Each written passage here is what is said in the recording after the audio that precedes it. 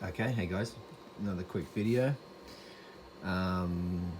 This is based off the recommendations I got on the forum at aboveunity.com, and you can see I got my fancy little measurement block. How cool is that? Made a couple of these up. These things are awesome. You can get them online. Yeah, it's pretty sweet. So better than what I was using. Much more professional. Anyway, so what I did is I double checked some stuff, and I think I found a big problem, and I think that we should just go over this just to make sure that I am doing this correctly, because when I wound both these coils, I wound one opposite to the other, but if you do the right hand grip rule, I had the flux going around the same, they were both going around the same direction. So that's a big mistake. So what I've got done here is, you know, the coil starts winding here, and this is winding around this way, okay? It's just winding around that way, all right?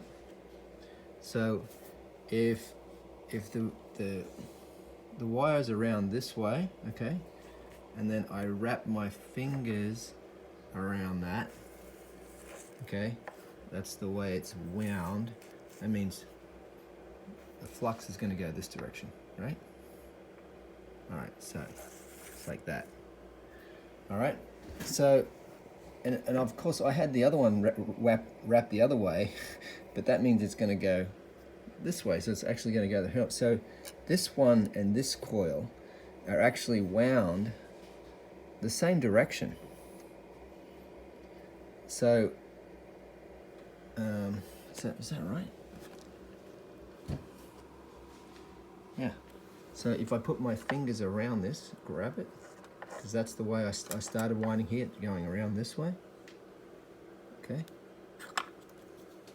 That means the current is going to go this direction. So you can see it's wrapped. You can see the arrow here. It's wrapped this way. I started winding at the bottom here around, it's like 190 turns. Okay, and this one, it's wrapped this way, 190 turns. So wrapping your hand that way, right?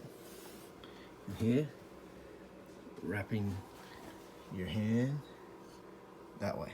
Now, I hope that is right, because that's the way I understand it to be. And obviously I made a mistake in how I wound it the first time, because it was just going around in a circle and not opposing here in the middle. So I hope I'm doing that correctly, and if that is not correct, please let me know. All right, so there's that. So now I went ahead and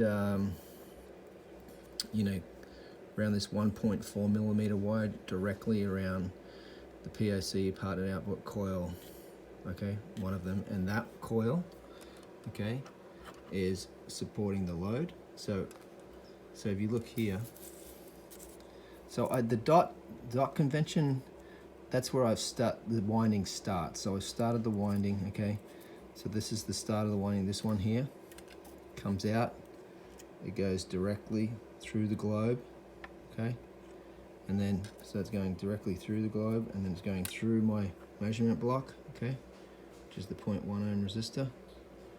All right, and then it's going through the diode and then back to the coil. So through the diode and then back to the coil. So that's that, right? And the L1, okay, is just here. It's just coming straight off the MOSFET. I know I should have a nice little block in between here with a proper capacitor on it. Probably better connections that, but I've just got that hooked up for now, like it is. All right, so I've not got anything hooked up on this side, on the bucking coil, right? Because I just want to show you, you know, the magnetic induction, or the induction between, you know, just these two coils, and one wrapped on the other. So if I go ahead right now, I'm only going to put 12 volts into this thing, or 12 volts through the POC1. And it's at about 12.4 kilohertz. So I turn that on. okay? And you can see I've got my probe here, which is set to 10 times. It's going through the 0.1 ohm resistor, okay? And then I have the scope set on 10 times. Problem is I can't get a reading because the transient spikes are too much. If I turn it all the way down, what are we getting anything there? 340 milliamps. But I need to see what the voltage is to tell you how many actual amps that is. But you can see I'm getting a little bit of a sawtooth wave there. But that's on the load side. Normally you see the sawtooth wave much better on the partnered output coil number 2, which isn't hooked up right now. But I am definitely getting a bit more light now, okay? But still, I'm drawing 5 watts there at 12 volts, which is pretty horrible, really, compared to what I was getting with the setup that I had going on this guy. So I'm just, right now I'm thinking I should probably just do some more turns. I've got 10 turns on here, but I don't seem to be, I don't seem to be getting a lot of current out of this thing to light this bulb, and this is a 12 volt, I think it's 12 volts at 250 milliamps or something like that. So, but anyway, so that's just the update on this one. And again, thanks Chris for the sending me these measurement blocks. They are sweet, very professional, loving it. And also that other little gift you sent me, which I appreciate. So that's it for now, guys. Thanks.